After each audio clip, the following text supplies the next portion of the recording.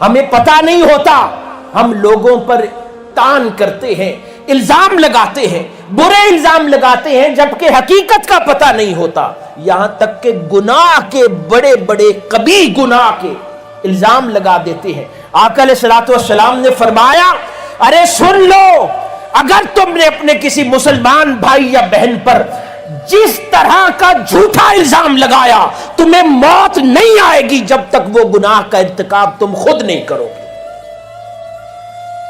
تم نے اگر کسی پر زنا کا الزام لگایا تو اس کا مطلب ہے آقا علیہ الصلوۃ والسلام فرمائے ہیں، پھر سمجھ لو اس وقت تک موت نہیں آئے گی جب تک تم اس گناہ کا ارتکاب نہ کرو گے۔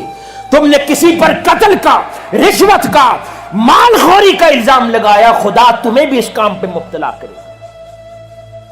اتنی احتیاطیں آقا علیہ الصلوۃ والسلام نے ارشاد فرمائی ہیں، اور ہم پرواہ نہیں کرتے۔